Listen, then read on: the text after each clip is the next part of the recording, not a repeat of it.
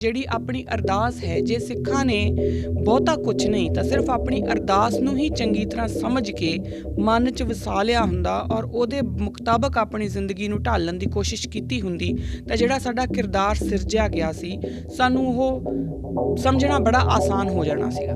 ਅਸੀਂ ਅਰਦਾਸ ਨੂੰ ਵੀ ਸਿਰਫ ਅੱਖਰਾਂ ਤੱਕ ਹੀ ਸੀਮਿਤ ਕਰ ਲਿਆ, ਅਸੀਂ ਉਹਨੂੰ ਸਮਝਣ ਦੀ ਕੋਸ਼ਿਸ਼ ਹੀ ਨਹੀਂ ਕੀਤੀ। ਨਹੀਂ ਤੇ ਹਰ ਇੱਕ ਅਰਦਾਸ ਤੇ ਜਿਹੜੀ ਇੱਕ ਵਰਡ ਹੈ, ਉਹਦੇ ਵਿੱਚ ਤੁਹਾਨੂੰ ਪੂਰਾ ਦਾ ਪੂਰਾ ਸਿੱਖ ਫਲਸਫਾ ਜਿਹੜਾ ਹੈ ਉਹ ਜਿਉਂਦਾ ਜਾਗਦਾ ਨਜ਼ਰ ਆਉਂਦਾ ਹੈ। ਪਰ ਅਸੀਂ ਉਹਨੂੰ ਸਮਝਣ ਦੀ ਕੋਸ਼ਿਸ਼ ਨਹੀਂ ਕੀਤੀ। ਅਸੀਂ ਇੱਕ ਮਕੈਨੀਕਲ ਵਰਤਾਰਾ, ਜਿਹੜੀ ਮੈਂ ਪਹਿਲੇ ਐਪੀਸੋਡ ਤੋਂ ਹੀ ਗੱਲ ਕਰਦੀ ਆ ਰਹੀ ਹਾਂ, ਜਿਹਦੇ ਨਾਲ ਚੀਜ਼ਾਂ ਕਰਮਕਾਂਡ 'ਚ ਤਬਦੀਲ ਹੋ ਜਾਂਦੀਆਂ ਆ, ਅਸੀਂ ਐਗਜ਼ੈਕਟਲੀ ਉਸੇ ਵਰਤਾਰੇ ਦੇ ਵਿੱਚ ਸਲਿੱਪ ਹੁੰਦੇ ਗਏ ਆਪਣੀ ਅਰਦਾਸ ਨੂੰ ਲੈ ਕੇ ਵੀ। ਹੁਣ ਵੀ ਇਹ ਹੁੰਦਾ ਆ ਕਿ ਅਰਦਾਸ ਭਾਈ ਸਾਹਿਬ ਕਰ ਰਹੇ ਹੁੰਦੇ ਆ ਜਾਂ ਜੋ ਵੀ ਜਿਹੜਾ ਵੀ ਕੋਈ ਅਰਦਾਸ ਕਰਦਾ ਤਾਂ ਆਪਾਂ ਉਹਦੇ ਪਿੱਛੇ ਸਿਰਫ ਖੜੇ ਹੁੰਦੇ ਆ, ਸਰੀਰਕ ਤੌਰ ਦੇ ਉੱਤੇ, ਆਤਮਿਕ ਤੌਰ ਦੇ ਉੱਤੇ ਨਹੀਂ। ਔਰ ਸਾਨੂੰ ਇੰਨਾ ਕੁ ਪਤਾ ਆ ਕਿਉਂਕਿ ਸਾਡੀ ਟ੍ਰੇਨਿੰਗ ਹੋ ਚੁੱਕੀ ਆ ਕਿ ਅਸੀਂ ਇੰਨੇ ਕੁ ਟਾਈਮ ਦੇ ਬਾਅਦ ਵਾਹਿਗੁਰੂ ਜੀ ਬੋਲਣਾ ਤੇ ਅਸੀਂ ਉਹਨਾਂ ਕੁ ਬੋਲ ਦਿੰਦੇ ਆ। ਵਾਹਿਗੁਰੂ ਜੀ ਕਾ ਖਾਲਸਾ, ਵਾਹਿਗੁਰੂ ਜੀ ਕੀ ਫਤਿਹ। ਕਿਰਦਾਰੇ ਖਾਲਸਾ ਦੇ ਅੱਜ ਦੇ ਇਸ ਐਪੀਸੋਡ ਦੇ ਵਿੱਚ ਮੈਂ ਕਿਰਨਪ੍ਰੀਤ ਕੌਰ ਤੁਹਾਡਾ ਸਭ ਦਾ ਬਹੁਤ-ਬਹੁਤ ਸਵਾਗਤ ਕਰਦੀ ਹਾਂ। ਇਸ ਤੋਂ ਪਹਿਲਾਂ ਕਿ ਆਪਾਂ ਆਪਣੀ ਗੱਲ ਵੱਲ ਵਧੀਏ, ਮੈਂ ਬਿਗਨਿੰਗ ਦੇ ਵਿੱਚ, ਕਿਉਂਕਿ ਮੈਨੂੰ ਪਿਛਲੀ ਵਾਰੀ ਕਿਸੇ ਸੱਜਣ ਨੇ ਮੈਸੇਜ ਕੀਤਾ ਸੀਗਾ ਕਿ ਤੁਸੀਂ ਪਹਿਲਾਂ ਹੀ ਦੱਸ ਦਿਆ ਕਰੋ ਕਿ ਤੁਹਾਨੂੰ ਜਿਹੜੇ ਸਵਾਲ ਆ ਅਸੀਂ ਕਿੱਥੇ ਪਾ ਸਕਦੇ ਹਾਂ। ਤਾਂ ਉਹਦੇ ਬਾਰੇ ਮੈਂ ਪਹਿਲਾਂ ਤੁਹਾਡੇ ਨਾਲ ਗੱਲ ਕਰ ਲਾਂ ਕਿ ਜਿਹੜੇ ਵੀ ਤੁਹਾਡੇ ਕੁਐਸਚਨਸ ਨੇ, ਸਾਨੂੰ ਤੁਹਾਡੇ ਬੱਚਿਆਂ ਦੇ ਜਾਂ ਕਿਸੇ ਦਾ ਵੀ ਕੋਈ ਵੀ ਕੁਐਸਚਨ, ਚਾਹੇ ਉਹ ਹਿੰਦੂ ਦਾ ਕੁਐਸਚਨ ਹੈ, ਚਾਹੇ ਉਹ ਸਿੱਖ ਦਾ ਕੁਐਸਚਨ ਹੈ, ਚਾਹੇ ਉਹ ਮੁਸਲਮਾਨ ਦਾ, ਸੋ ਇਹੋ ਜਿਹੀਆਂ ਜਿਹੜੀਆਂ ਵੰਡੀਆਂ ਦੇ ਵਿੱਚ ਨਾ ਪੈ ਕੇ ਜੇ ਤੁਹਾਡੇ ਕੋਈ ਵੀ ਕੁਐਸਚਨਸ ਨੇ ਜਿਹੜੇ ਕਿ ਸਿੱਖ ਫਿਲੋਸਫੀ ਦੇ ਥਰੂ ਤੁਸੀਂ ਜਾਣਨਾ ਚਾਹੁੰਦੇ ਆ, ਤੁਸੀਂ ਉਹ ਸਾਨੂੰ ਜ਼ਰੂਰ ਲਿਖ ਕੇ ਭੇਜੋ। ਅਸੀਂ ਉਹਨਾਂ ਨੂੰ ਐਡਰੈਸ ਕਰਨ ਦੀ ਕੋਸ਼ਿਸ਼ ਕਰਾਂਗੇ। ਤੁਸੀਂ ਆਪਣੇ ਜਿਹੜੇ ਕੁਐਸਚਨਸ ਨੇ ਉਹ info@akalchannel.tv ਦੇ ਉੱਪਰ ਲਿਖ ਕੇ ਭੇਜ ਸਕਦੇ ਹੋ। ਸਬਜੈਕਟ ਦੇ ਵਿੱਚ ਤੁਸੀਂ ਕਿਰਦਾਰੇ ਖਾਲਸਾ ਮੈਂਸ਼ਨ ਕਰ ਦਿਓ ਤਾਂ ਕਿ ਪਤਾ ਲੱਗ ਜਾਏ ਕਿ ਇਹ ਇਸ ਪ੍ਰੋਗਰਾਮ ਲਈ ਸਵਾਲ ਨੇ। ਹੁਣ ਆਪਾਂ ਚੱਲਦੇ ਹਾਂ ਆਪਣੇ ਅੱਜ ਦੇ ਜਿਹੜਾ ਵਿਚਾਰ ਵਟਾਂਦਰਾ ਉਹਦੇ ਵੱਲ। ਮੈਂ ਪਿਛਲੀ ਵਾਰ ਜਦੋਂ ਤੁਹਾਡੇ ਨਾਲ ਗੱਲ ਕੀਤੀ ਸੀ ਤਾਂ ਮੈਂ ਇਹ ਕਿਹਾ ਸੀਗਾ ਕਿ ਜਿਹੜੀ ਆਪਣੀ ਅਰਦਾਸ ਹੈ, ਜੇ ਸਿੱਖਾਂ ਨੇ ਬਹੁਤਾ ਕੁਝ ਨਹੀਂ ਤਾਂ ਸਿਰਫ ਆਪਣੀ ਅਰਦਾਸ ਨੂੰ ਹੀ ਚੰਗੀ ਤਰ੍ਹਾਂ ਸਮਝ ਕੇ ਮਨ 'ਚ ਵਸਾ ਲਿਆ ਹੁੰਦਾ ਔਰ ਉਹਦੇ ਮੁਤਾਬਕ ਆਪਣੀ ਜ਼ਿੰਦਗੀ ਨੂੰ ਢਾਲਣ ਦੀ ਕੋਸ਼ਿਸ਼ ਕੀਤੀ ਹੁੰਦੀ ਤਾਂ ਜਿਹੜਾ ਸਾਡਾ ਕਿਰਦਾਰ ਸਿਰਜਿਆ ਗਿਆ ਸੀ, ਸਾਨੂੰ ਉਹ ਸਮਝਣਾ ਬੜਾ ਆਸਾਨ ਹੋ ਜਾਣਾ ਸੀਗਾ। ਪਰ ਹੋਇਆ ਕੀ ਕਿ ਅਸੀਂ ਅਰਦਾਸ ਨੂੰ ਵੀ ਸਿਰਫ ਅੱਖਰਾਂ ਤੱਕ ਹੀ ਸੀਮਿਤ ਕਰ ਲਿਆ, ਅਸੀਂ ਉਹਨੂੰ ਸਮਝਣ ਦੀ ਕੋਸ਼ਿਸ਼ ਹੀ ਨਹੀਂ ਕੀਤੀ। ਨਹੀਂ ਤੇ ਹਰ ਇੱਕ ਅਰਦਾਸ ਤੇ ਜਿਹੜੀ ਇੱਕ ਵਰਡ ਹੈ, ਉਹਦੇ ਵਿੱਚ ਤੁਹਾਨੂੰ ਪੂਰਾ ਦਾ ਪੂਰਾ ਸਿੱਖ ਫਲਸਫਾ ਜਿਹੜਾ ਹੈ ਉਹ ਜਿਉਂਦਾ ਜਾਗਦਾ ਨਜ਼ਰ ਆਉਂਦਾ ਆ।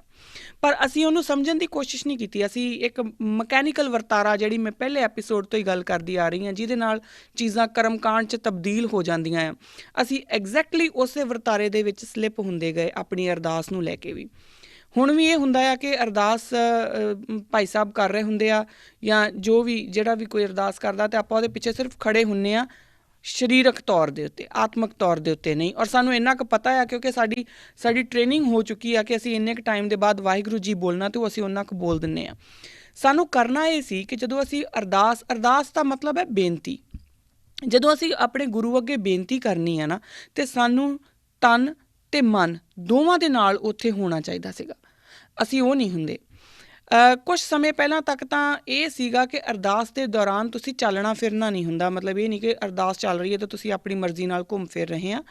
ਹੁਣ ਤੇ ਅਸੀਂ ਉਹ ਵੀ ਚੀਜ਼ ਆਪਣੇ ਵਿੱਚੋਂ ਮਾਈਨਸ ਕਰ ਦਿੱਤੀ। ਹੁਣ ਅਰਦਾਸ ਚੱਲ ਰਹੀ ਹੁੰਦੀ ਆ ਤੇ ਅਸੀਂ ਆਪਣੀ ਮਰਜ਼ੀ ਦੇ ਨਾਲ ਕਦੀ ਬਾਹਰ ਕਦੀ ਅੰਦਰ ਆਪਣੀ ਮਰਜ਼ੀ ਨਾਲ ਅਸੀਂ ਕੰਮ ਕਰਦੇ ਰਹਿੰਦੇ ਹਾਂ। ਸਾਡੇ ਕੋਲ ਹਰ ਇੱਕ ਚੀਜ਼ ਦਾ ਕੋਈ ਨਾ ਕੋਈ ਐਕਸਕਿਊਜ਼ ਜਿਹੜਾ ਉਹ ਘੜਿਆ ਪਿਆ ਆ। ਆਪਾਂ ਐਕਸਕਿਊਜ਼ਸ ਤੋਂ ਬਾਹਰ ਨਿਕਲ ਕੇ ਇਹਨਾਂ ਚੀਜ਼ਾਂ ਦੀ ਜਿਹੜੀ ਸੂਖਸ਼ਮਤਾ ਆ ਉਹਦੇ ਵੱਲ ਚੱਲੀਏ, ਜਿਹੜੀ ਇਹਨਾਂ ਦੀ ਬਰੀਫ ਔਰ ਬੜੀ ਇੱਕ ਪ੍ਰੀਸਾਈਜ਼ ਜੋ ਸਾਨੂੰ ਮੈਸੇਜਿਸ ਆ, ਅਸੀਂ ਉਹਦੇ ਵੱਲ ਚੱਲੀਏ ਕਿ ਸਾਨੂੰ ਇਹ ਕਹਿਣਾ ਕੀ ਚਾਹੁੰਦਾ ਆ।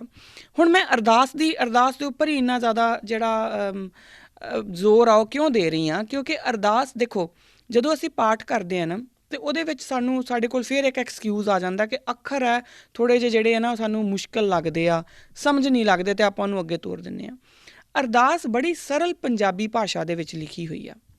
ਬੜੀ ਸਰਲ ਪੰਜਾਬੀ ਭਾਸ਼ਾ ਦੇ ਵਿੱਚ ਹੀ ਅਰਦਾਸ ਕੀਤੀ ਜਾਂਦੀ ਆ। ਉਹਦੇ ਵਿੱਚ ਅਰਦਾਸ ਨੂੰ ਸਮਝਣ ਲਈ ਸਾਨੂੰ ਡਿਕਸ਼ਨਰੀ ਖੋਲ੍ਹਣ ਦੀ ਲੋੜ ਨਹੀਂ ਸੀ ਪੈਣੀ, ਪਰ ਅਸੀਂ ਉਹਨੂੰ ਵੀ ਬੜੇ ਅੱਖਰੀ ਤਰੀਕੇ ਦੇ ਨਾਲ ਹੀ ਬਸ ਜੀ ਹਾਂਜੀ ਕੋਈ ਬੋਲ ਰਿਹਾ ਆਪਾਂ ਸੁਣ ਰਹੇ ਹਾਂ, ਉਹਨੂੰ ਇੱਕ ਮਕੈਨੀਕਲ ਜਿਹੇ ਵਰਤਾਰੇ ਦੇ ਵਿੱਚ ਬਣਾ ਕੇ ਆਪਾਂ ਖੜਾ ਕਰ ਦਿੱਤਾ। ਇਸ ਕਰਕੇ ਮੈਂ ਬਾਰ-ਬਾਰ ਅਰਦਾਸ ਦੀ ਗੱਲ ਕਰਦੀ ਹਾਂ ਕਿ ਟੂ ਬਿਗਿਨ ਵਿਦ ਜੇ ਤੁਸੀਂ ਸਿੱਖੀ ਦੇ ਸਿੱਖ ਕਿਰਦਾਰ ਦੀ ਗੱਲ ਸਮਝਣੀ ਹੈ ਤਾਂ ਅਰਦਾਸ ਨੂੰ ਸਮਝਣਾ ਸ਼ੁਰੂ ਕਰ ਦਿਓ। ਤੁਹਾਡੇ ਕੋਲ ਅਰਦਾਸ ਦੇ ਵਿੱਚ ਕੱਲੀ ਕੱਲੀ ਚੀਜ਼ ਆ ਜਾਊਗੀ। ਗੁਰੂ ਸਾਹਿਬਾਨ ਵੀ ਆ ਜਾਣਗੇ, ਉਹਨਾਂ ਦੇ ਫਲਸਫੇ ਵੀ ਆ ਜਾਣਗੇ, ਉਹਨਾਂ ਦੇ ਫਲਸਫੇ ਦੇ ਵਿੱਚੋਂ ਜਿਹੋ ਜਿਹਾ ਸਿੱਖ ਨਿਕਲਿਆ ਹੈ ਨਾ ਉਹ ਵੀ ਤੁਹਾਨੂੰ ਸਮਝ ਆ ਜਾਊਗਾ। ਔਰ ਫਿਰ ਅਸੀਂ ਆਪਣੇ ਗੁਰੂ ਕੋਲੋਂ ਦਾਨ ਕੀ ਮੰਗਦੇ ਹਾਂ ਉਹ ਵੀ ਤੁਹਾਨੂੰ ਸਮਝ ਆ ਜਾਊਗਾ। ਤਾਂ ਅਰਦਾਸ ਦੇ ਵਿੱਚ ਪੂਰਾ ਦਾ ਪੂਰਾ ਸਿੱਖ ਫਲਸਫਾ ਜਿਹੜਾ ਹੈ ਉਹ ਸਮਾਇਆ ਹੋਇਆ ਹੈਗਾ, ਜੇ ਅਸੀਂ ਉਹਨੂੰ ਸਮਝ ਲੈਂਦੇ।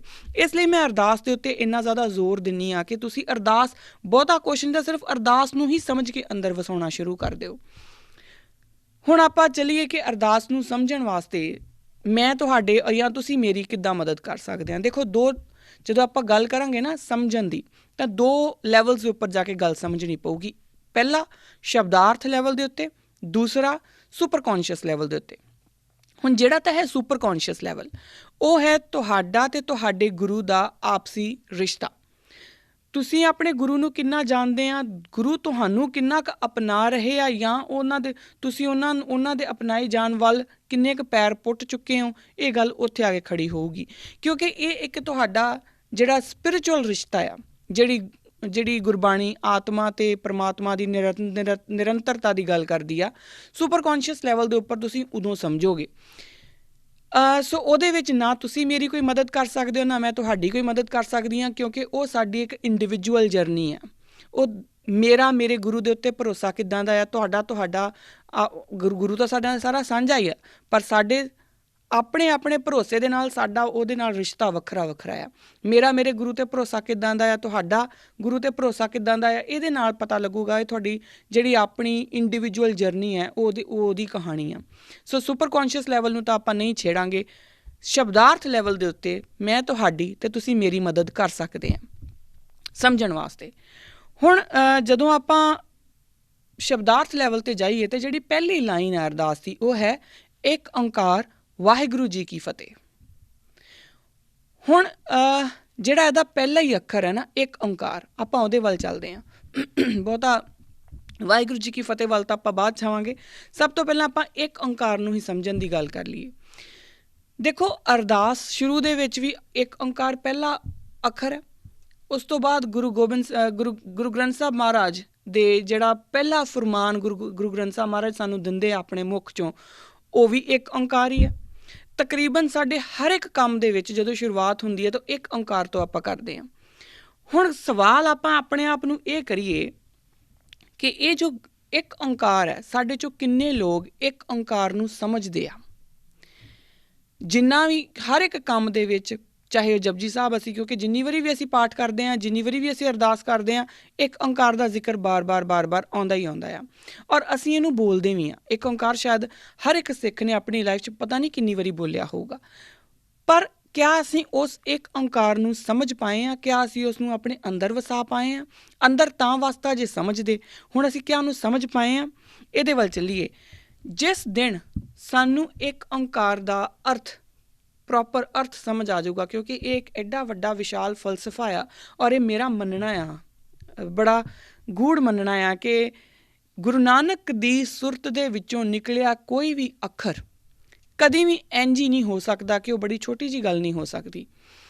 ਰਜਨੀਸ਼ ਓਸ਼ੋ ਨੇ ਤਕਰੀਬਨ ਹਰ ਇੱਕ ਧਰਮ ਦੀ ਜਿਹੜੀ ਹੈ ਨਾ, ਉਹਨੇ ਮਜ਼ਾਕ ਉਡਾਇਆ ਆ। ਅਤੇ ਪਰ ਜਦੋਂ ਉਹ ਗੁਰੂ ਨਾਨਕ ਦੇ ਮੂਲ ਮੰਤਰ ਦੀ ਗੱਲ ਕਰਦਾ ਨਾ, ਤਾਂ ਉਦੋਂ ਉਹ ਇਹ ਕਹਿੰਦਾ ਆ ਕਿ ਗੁਰੂ ਨਾਨਕ ਦੇ ਮੂੰਹ 'ਚੋਂ ਨਿਕਲਿਆ ਇੱਕ ਅੱਖਰ ਆਪਣੇ ਆਪ ਦੇ ਵਿੱਚ ਕਈ ਵੇਦ ਸਮਾਈ ਬੈਠਾ ਆ। ਹੁਣ ਵੇਦ 4 ਵੇਦਾਂ ਦੀ ਉਹ ਗੱਲ ਨਹੀਂ ਕਰ ਰਿਹਾ। ਵੇਦ ਮਤਲਬ ਜਿਨ੍ਹਾਂ ਦੇ ਵਿੱਚ ਨੌਲੇਜ ਆ। ਕਈ ਵੇਦ ਗੁਰੂ ਨਾਨਕ ਦੇ ਇੱਕ ਅੱਖਰ ਦੇ ਵਿੱਚ ਆ। ਅਤੇ ਪਰ ਅਸੀਂ ਕਿੰਨਾ ਕੁ ਸਮਝੇ ਹਾਂ, ਇਹ ਸਾਡੀ ਸਮਝ ਦੇ ਉੱਤੇ ਆ। ਹੁਣ ਸਭ ਤੋਂ ਪਹਿਲਾਂ ਆਪਾਂ ਇਹ ਜਵਾਬ ਲੱਭਣਾ ਸ਼ੁਰੂ ਕਰੀਏ ਕਿ ਜਿਹੜੇ ਗੁਰੂ ਨਾਨਕ ਨੇ ਇੱਕ ਓਂਕਾਰ ਦੀ ਗੱਲ ਕੀਤੀ ਆ, ਉਹ ਕੀ ਆ। ਔਰ ਜਿਸ ਦਿਨ ਸਾਨੂੰ, ਮੈਂ ਪਹਿਲਾਂ ਵੀ ਇਹ ਗੱਲ ਕਹਿ ਲਈ ਕਿ ਜਿਸ ਦਿਨ ਸਾਨੂੰ ਇਸ ਗੱਲ ਦਾ ਸਮਝ ਆ ਗਈ, ਇੱਕ ਓਂਕਾਰ ਦੇ ਅਰਥ ਸਾਨੂੰ ਸਮਝ ਆ ਗਏ ਨਾ, ਗੁਰੂ ਨਾਨਕ ਦੀ ਜਿਹੜੀ ਵਿਸ਼ਾਲਤਾ ਆ, ਗੁਰੂ ਨਾਨਕ ਦੀ ਅਸਤਿਤਵ ਦੀ ਜਿਹੜੀ ਵਿਸ਼ਾਲਤਾ ਆ, ਜਿਹੜੀ ਉਹਨਾਂ ਦੀ ਸਪਿਰਿਚੁਅਲ ਵਿਸ਼ਾਲਤਾ ਆ, ਉਹਦੀ ਇੱਕ ਝਲਕ ਮਾਤਰ ਜਿਹੜੀ ਆ ਉਹ ਸਾਨੂੰ ਸਮਝ ਆਉਣੀ ਸ਼ੁਰੂ ਹੋ ਜੂਗੀ। ਉਹਨਾਂ ਦੀ ਜਿਹੜੀ ਰੌਸ਼ਨ ਸ਼ਖਸੀਅਤ ਆ, ਉਹਦੀ ਇੱਕ ਝਲਕ ਸਾਡੇ ਸਾਹਮਣੇ ਆ ਜੂਗੀ, ਇੱਕ ਝਲਕ ਮਾਤਰ। ਪੂਰਾ ਗੁਰੂ ਨਾਨਕ ਦੀ ਪੂਰੀ ਜਿਹੜੀ ਸ਼ਖਸੀਅਤ ਆ ਉਹਨੂੰ ਸਮਝਣਾ ਜਾਂ ਉਹਨੂੰ ਦੇਖ ਪਾਉਣਾ ਤੇ ਸਾਡੀਆਂ ਅੱਖਾਂ ਦੇ ਬਸ ਦੀ ਗੱਲ ਨਹੀਂ, ਪਰ ਇੱਕ ਝਲਕ ਮਾਤਰ ਸਾਨੂੰ ਜ਼ਰੂਰ ਸਮਝ ਆ ਜੂਗੀ। ਉਦੋਂ ਸਾਨੂੰ ਇਹ ਸਮਝ ਲੱਗ ਜੂਗਾ ਕਿ ਭਾਈ ਗੁਰਦਾਸ ਕਿਉਂ ਕਹਿੰਦੇ ਨੇ ਆਪ ਨਾਰਾਇਣ ਕਲਾ ਧਾਰ ਇਸ ਜਗ ਮੇ ਪਰਵਰਿਓ। ਕਿਉਂ ਉਹ ਜਿਸ ਨੂੰ ਉਹ ਕਹਿੰਦੇ ਨੇ ਆਜੂਨੀ, ਅਤੇ ਫਿਰ ਆਜੂਨੀ ਨੂੰ ਉਹ ਕਿਉਂ ਕਹਿੰਦੇ ਨੇ ਵੀ ਉਹ ਕਲਾ ਧਾਰ ਇਸ ਜਗ 'ਚ ਆ ਗਿਆ।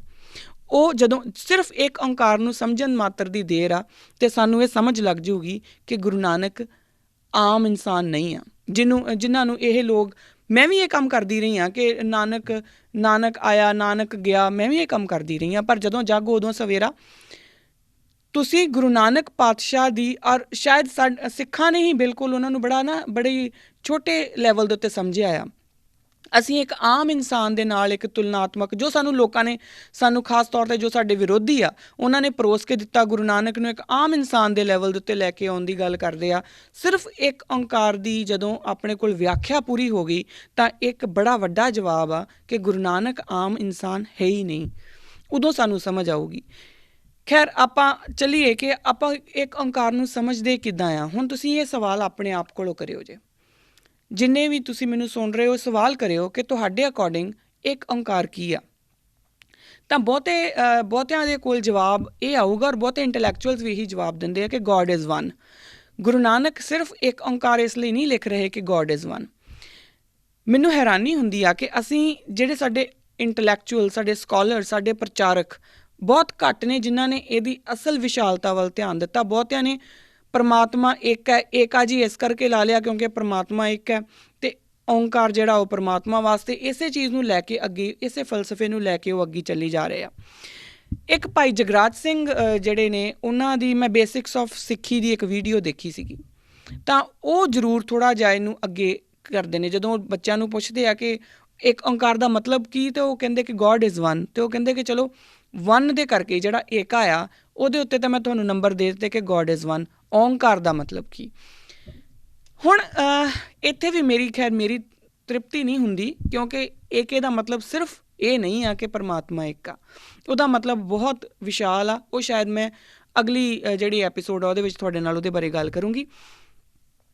ਅੱਜ ਆਪਾਂ ਸਿਰਫ ਇੰਨੀ ਗੱਲ ਕਰਨੀ ਹੈ ਕਿ ਜਿਹੜਾ ਇੱਕ ਓਂਕਾਰ ਨੂੰ ਮਿਸਇੰਟਰਪ੍ਰੈਟ ਕਿਵੇਂ ਕੀਤਾ ਗਿਆ, ਕਿਹਨੇ ਕੀਤਾ, ਕਿਉਂ ਕੀਤਾ, ਸਾਡੇ ਉੱਤੇ ਉਹਦਾ ਅਸਰ ਕੀ ਪਿਆ, ਆਪਾਂ ਸਿਰਫ ਅੱਜ ਇੰਨੀ ਕੀ ਗੱਲ ਕਰਨੀ ਆ।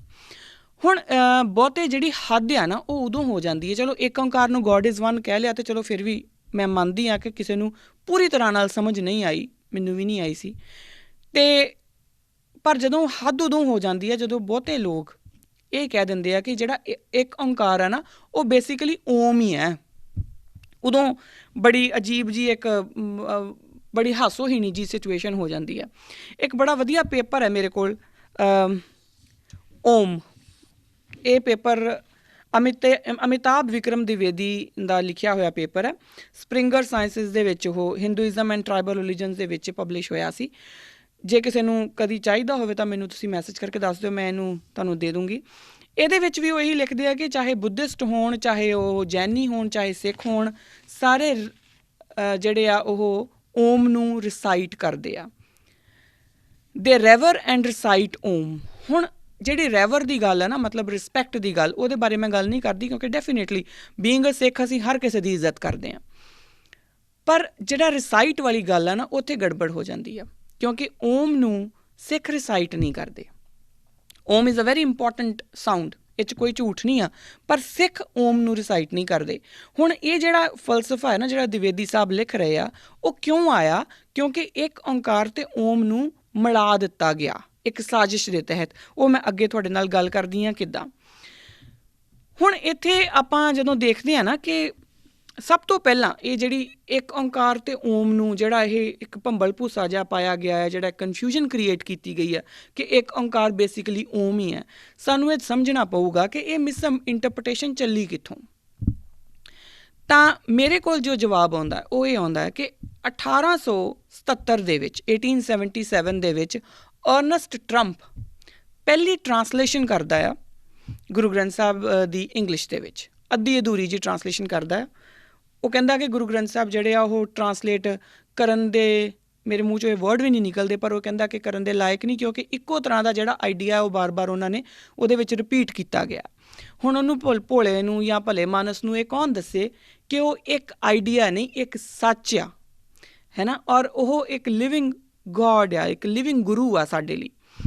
ਖੈਰ, ਜਦੋਂ ਉਹ 1877 ਦੇ ਵਿੱਚ ਇਹ ਕੰਮ ਕਰਦਾ, ਹੁਣ ਇਸ ਗੱਲ ਦਾ ਧਿਆਨ ਦਿਓ ਜੇ 1870 ਦੇ ਵਿੱਚ 1870 ਵਿੱਚ ਅਰਨਸਟ ਟਰੰਪ ਨੂੰ ਬਕਾਇਦਾ ਚਰਚ ਮਿਸ਼ਨ ਸੁਸਾਇਟੀ ਦੇ ਅੰਡਰ ਪੰਜਾਬ ਭੇਜਿਆ ਜਾਂਦਾ ਆ ਗੁਰੂ ਗ੍ਰੰਥ ਸਾਹਿਬ ਦੀ ਟਰਾਂਸਲੇਸ਼ਨ ਕਰਨ ਨੂੰ। ਔਰ 1877 ਦੇ ਵਿੱਚ ਉਹਦਾ ਇਹ ਜਿਹੜਾ ਪ੍ਰੋਜੈਕਟ ਆ ਉਹ ਕੰਪਲੀਟ ਹੋ ਜਾਂਦਾ, ਪਬਲਿਸ਼ ਹੋ ਜਾਂਦਾ। ਇਹ ਸੀਗਾ ਫਸਟ ਟਾਈਮ ਜਦੋਂ, ਕਿਉਂਕਿ ਉਹਨੇ ਇੱਕ ਓਂਕਾਰ ਨੂੰ ਓਮ ਲਿਖਿਆ ਆ। ਪਰ ਇਹਦੇ ਵਿੱਚ ਹੀ ਇੱਕ ਗੱਲ ਹੋਰ ਆਉਂਦੀ ਆ, ਉਹ ਆਉਂਦੀ ਹੈ ਸਵਾਮੀ ਦਇਆਨੰਦ ਸਰਸਵਤੀ ਦੀ। ਸਵਾਮੀ ਦਇਆਨੰਦ ਸਰਸਵਤੀ ਦਾ ਜਿਹੜਾ ਕੰਮ ਹੈ ਉਹ ਸਤਿਆਰਥ ਪ੍ਰਕਾਸ਼ 1875 ਦੇ ਵਿੱਚ ਉਹ ਵੀ ਪਬਲਿਸ਼ ਹੋ ਜਾਂਦਾ। ਔਰ ਜਦੋਂ ਉਹ ਪਬਲਿਸ਼ ਹੁੰਦਾ ਤਾਂ ਬਕਾਇਦਾ ਮੂਲ ਮੰਤਰ ਨੂੰ ਇੱਕ ਓਂਕਾਰ ਸਤਨਾਮ ਕਰਤਾ ਪੁਰਖ ਉਹ ਨਹੀਂ ਲਿਖਦਾ ਦਇਆਨੰਦ ਸਰਸਵਤੀ, ਉਹ ਓਮ ਸਤਨਾਮ ਕਰਕੇ ਸ਼ੁਰੂ ਕਰਦਾ। ਉਹ ਇੱਕ ਓਂਕਾਰ ਨੂੰ ਹਟਾ ਕੇ ਸਿਰਫ ਓਮ ਲਿਖ ਦਿੰਦਾ, ਕਿਉਂਕਿ ਉਹ ਕਹਿੰਦਾ ਕਿ ਇੱਕ ਓਂਕਾਰ ਬੇਸਿਕਲੀ ਓਮ ਹੀ ਹੈ। ਹੁਣ ਇਹ ਗੱਲ ਮੈਨੂੰ ਨਾ ਹਮੇਸ਼ਾ ਤੋਂ ਹੀ ਬੜੀ ਇੱਕ ਸਾਜ਼ਿਸ਼ਾਨਾ ਢੰਗ ਦੇ ਨਾਲ ਸਮਝ ਆਉਂਦੀ ਰਹੀ ਕਿ ਇਹ ਸਾਜ਼ਿਸ਼ ਜੀ ਹੈ, ਕਿਉਂਕਿ ਕਿੱਦਾਂ ਹੋ ਸਕਦਾ ਕਿ ਦੋ ਮੇਜਰ ਕੰਮ ਹੋਏ ਹੋਣ। ਇੱਕ ਸਵਾਮੀ ਦਇਆਨੰਦ ਸਰਸਵਤੀ ਕਰ ਰਿਹਾ ਜੋ ਕਿ ਗੁਜਰਾਤ ਦੇ ਵਿੱਚ ਬੈਠਾ, ਦੂਸਰਾ ਅਰਨਸਟ ਟਰੰਪ ਕਰ ਰਿਹਾ ਜਿਹਨੂੰ ਚਰਚ ਮਿਸ਼ਨ ਸੁਸਾਇਟੀ ਭੇਜ ਰਹੀ ਹੈ। ਔਰ ਇਹ ਦੋਨੋਂ ਹੀ ਕੰਮ ਇੱਕੋ ਤਰ੍ਹਾਂ ਦੀ ਬੋਲੀ ਬੋਲ ਰਹੇ ਹੋਣ ਔਰ ਇੱਕੋ ਟਾਈਮ ਦੇ ਉੱਤੇ ਹੋਏ ਹੋਣ। ਇਹ ਮੈਨੂੰ ਆਪਣੇ ਆਪ ਦੇ ਵਿੱਚ, ਕਿਉਂਕਿ ਦੋਨਾਂ ਦਾ ਟਾਈਮ ਦੇਖੋ ਨਾ, 1870 ਦੇ ਆਸ-ਪਾਸ ਟਰੰਪ ਆਪਣਾ ਲਿਖਣਾ ਸ਼ੁਰੂ ਕਰਦਾ, 1870 ਦੇ ਵਿੱਚ ਉਹਦਾ ਇੱਕ ਕੰਮ ਪਬਲਿਸ਼ ਹੁੰਦਾ, 1875 ਦੇ ਵਿੱਚ ਦਇਆਨੰਦ ਸਰਸਵਤੀ ਦਾ ਜਿਹੜਾ ਸਤਿਆਰਥ ਪ੍ਰਕਾਸ਼ ਹੈ ਉਹ ਪਬਲਿਸ਼ ਹੋ ਜਾਂਦਾ। ਸੋ ਬੇਸਿਕਲੀ ਉਦੋਂ ਇਹ ਇੱਕ ਬੜੇ ਤਰੀਕੇ ਨਾਲ, ਬੜੇ ਸਾਜ਼ਿਸ਼ ਦੇ ਨਾਲ, that was the first time, ਪਹਿਲੀ ਵਾਰ ਇਤਿਹਾਸ ਦੇ ਵਿੱਚ ਇੱਕ ਓਂਕਾਰ ਤੇ ਓਮ ਨੂੰ ਕੰਪੀਟੀਸ਼ਨ ਦੇ ਵਿੱਚ ਖੜਾ ਕਰ ਦਿੱਤਾ ਗਿਆ। ਇਹ ਗੱਲ ਸਮਝਣ ਵਾਲੀ ਆ, ਸਮਝੋ ਇਸ ਗੱਲ ਨੂੰ ਕਿ ਇਹਨੂੰ ਜਦੋਂ ਹੁਣ ਇਹਦੇ 'ਚੋਂ ਨਿਕਲਿਆ ਕੀ, ਇੱਕ ਓਂਕਾਰ ਤੇ ਓਮ ਨੂੰ ਆਪਣੇ ਕੰਪੀਟੀਸ਼ਨ ਦੇ ਵਿੱਚ ਖੜਾ ਕਰਨ ਦੇ ਨਾਲ ਨਿਕਲਿਆ ਕੀ। ਦੇਖੋ ਇੱਕਦਮ ਤਾਂ ਕੁਛ ਨਹੀਂ ਹੋਣਾ, ਕਿਉਂਕਿ ਇਹ ਜਿਹੜੇ ਲੋਕ ਹੈ ਨਾ ਜਿਹੜੇ ਸਾਜ਼ਿਸ਼ਾਂ ਕਰਦੇ ਆ ਉਹ 100 ਸਾਲ ਅੱਗੇ ਦੀ ਗੱਲ ਸੋਚ ਕੇ ਚੱਲਦੇ ਹੁੰਦੇ ਆ। ਉਹ ਤੁਹਾਡੇ ਮੇਰੇ ਵਾਂਗੂ ਕੱਲ੍ਹ ਦੀ ਗੱਲ ਨਹੀਂ ਸੋਚਦੇ। ਹੁਣ ਉਹਦੇ ਨਾਲ ਇੱਕ ਆਈਡੈਂਟੀਟੀ ਕੌਨਫਲਿਕਟ ਪੈਦਾ ਹੋਊਗਾ। ਉਹ ਕਿੱਦਾਂ ਹੋਊਗਾ? ਤੁਸੀਂ ਮੈਨੂੰ ਇਹ ਕਹੋਗੇ ਕਿ ਜਿਹੜਾ ਇੱਕ ਓਂਕਾਰ ਹੈ ਨਾ ਉਹ ਗੁਰੂ ਨਾਨਕ ਨੇ ਕੋਈ ਨਵੀਂ ਚੀਜ਼ ਨਹੀਂ ਦਿੱਤੀ, ਉਹ ਤਾਂ ਓਮ ਹੀ ਸੀ। ਤਾਂ ਮੈਂ ਬਕਾਇਦਾ ਤੁਹਾਨੂੰ ਇਸ ਕੌਨਫਲਿਕਟ ਦੇ ਵਿੱਚ ਆ ਕੇ ਮੈਂ ਜਵਾਬ ਦਊਂਗੀ ਕਿ ਇੱਕ ਓਂਕਾਰ ਵੱਖਰਾ ਕਿਉਂ ਹੈ ਔਰ ਇੱਕ ਓਂਕਾਰ ਓਮ ਕਿਉਂ ਨਹੀਂ ਹੈ। ਮੈਂ ਇਹ ਬਕਾਇਦਾ ਇਸ ਬਾਰੇ ਗੱਲ ਕਰੂੰਗੀ। ਇਸੇ ਤਰੀਕੇ ਨਾਲ ਜਦੋਂ ਮੈਂ ਆਪਣੇ ਆਪ ਨੂੰ ਡਿਫੈਂਡ ਕਰੂੰਗੀ ਤਾਂ ਡੈਫੀਨੇਟਲੀ ਮੈਨੂੰ ਕੁਛ ਨਾ ਕੁਛ ਤਾਂ ਤੁਹਾਨੂੰ ਜਵਾਬ ਦੇਣਾ ਪਊਗਾ। ਜਦੋਂ ਤੁਸੀਂ ਇਹ ਕਹੋਗੇ ਕਿ ਤੁਹਾਡੇ ਗੁਰੂ ਦੇਵੀ ਦੇ ਭਗਤ ਸੀ ਤਾਂ ਫਿਰ ਮੈਨੂੰ ਦੱਸਣਾ ਪਊਗਾ ਕਿ ਸਾਡੇ ਗੁਰੂ ਦੇਵੀ ਬਾਰੇ ਕੀ ਕਹਿੰਦੇ ਸੀ। ਇੱਥੇ ਕੌਨਫਲਿਕਟ ਪੈਦਾ ਹੋ ਗਿਆ। ਹੁਣ ਤੁਸੀਂ ਜਦੋਂ ਮੇਰੇ ਕੋਲੋਂ ਸੁਣੋਗੇ ਤਾਂ ਫਿਰ ਤੁਸੀਂ ਆਪਣੀ ਦੇਵੀ ਨੂੰ, ਕਿਉਂਕਿ ਜਿਹਨੂੰ ਤੁਸੀਂ ਆਪਣਾ ਰੱਬ ਮੰਨਦੇ ਹੋ, ਤੁਸੀਂ ਉਹਦੇ ਬਾਰੇ ਕਿੱਦਾਂ ਗਲਤ ਸੁਣੋਗੇ? ਤੁਸੀਂ ਉਹਦਾ ਜਵਾਬ ਦਿਓਗੇ। ਔਰ ਇਹਦੇ ਨਾਲ ਹੋਇਆ ਕੀ ਕਿ ਉਹ ਲੜਾਈ ਜਿਹੜੀ ਚਰਚ ਮਿਸ਼ਨ ਸੁਸਾਇਟੀ ਇਕੱਲਾ ਲੜ ਰਿਹਾ ਸੀ ਔਰ ਦਇਆਨੰਦ ਸਰਸਵਤੀ ਨੇ ਨਾਲ ਵਿੱਚ ਜਾ ਕੇ ਜਿਹੜਾ ਇਕੱਠੇ ਰਲ ਕੇ ਜਿਹੜੀ ਉਹਨਾਂ ਨੇ ਲੜਾਈ ਲੜੀ ਆ, ਉਹ ਸਾਡੇ ਆਮ ਲੋਕਾਂ ਦੇ ਹੱਥਾਂ ਦੇ ਵਿੱਚ ਆ ਗਈ। ਅੱਜ ਪੰਜਾਬ ਦੇ ਹਾਲਾਤ ਦੇਖ ਲਓ, ਬਿਲਕੁਲ ਇਹੀ ਚੀਜ਼ ਆ। ਸਿੱਖ ਆਪਣੇ ਆਪ ਨੂੰ ਡਿਫੈਂਡ ਕਰ ਰਹੇ, ਹਿੰਦੂ ਆਪਣੇ ਆਪ ਨੂੰ ਡਿਫੈਂਡ ਕਰ ਰਹੇ ਔਰ ਅਸੀਂ ਆਪਸ ਦੇ ਵਿੱਚ ਪੂਰਾ ਲੜ ਰਹੇ ਹਾਂ। ਔਰ ਜਿਹੜੇ ਉੱਪਰ ਜਿਹਨਾਂ ਨੇ ਜਿਹੜੇ ਖਾਨ ਨੂੰ ਬੈਠੇ ਆ ਨਾ, ਉਹ ਸ਼੍ਰੀ ਰਾਮ ਚੰਦਰ, ਜਿਹਨੂੰ ਹਿੰਦੂ ਸਾਰੇ ਆਪਣੇ ਬਹੁਤ ਇੱਕ ਪੂਜਨੀय ਜਗ੍ਹਾ ਦੇ ਉੱਤੇ ਰੱਖਦੇ ਆ, ਉਹਨਾਂ ਨੂੰ ਵੀ ਉਂਗਲੀ ਲਾ ਕੇ ਤੁਰੇ ਫਿਰਦੇ ਆ। ਜੇ ਤੁਹਾਨੂੰ ਮੇਰੀ ਗੱਲ ਸਮਝ ਆ ਗਈ ਹੋਵੇ, ਇੱਥੇ ਕੁਝ ਸਮਝ ਲਿਓ ਕਿ ਲੜਾਈ ਤੁਹਾਡੀ ਤੇ ਸਾਡੀ ਹੋ ਗਈ, ਸਿੱਖਾਂ ਦੀ ਹਿੰਦੂਆਂ ਨਾਲ, ਔਰ ਹਿੰਦੂਆਂ ਦੀ ਮੁਸਲਮਾਨਾਂ ਦੇ ਨਾਲ, ਹਿੰਦੂਆਂ ਦੀ ਸਿੱਖਾਂ ਨਾਲ ਲੜਾਈ ਪਾਤੀ। ਔਰ ਆਪ ਉਹਨਾਂ ਲੋਕਾਂ ਨੇ ਰਾਮ ਚੰਦਰ ਨੂੰ ਮੋਦੀ ਜੀ ਦੇ ਉਂਗਲ ਫੜਾਤੀ ਕਿ ਚਲੋ ਜੀ ਮੋਦੀ ਜੀ ਉਹਨਾਂ ਨੂੰ ਉਹਨਾਂ ਦੇ ਘਰ ਛੱਡ ਕੇ ਆਓ।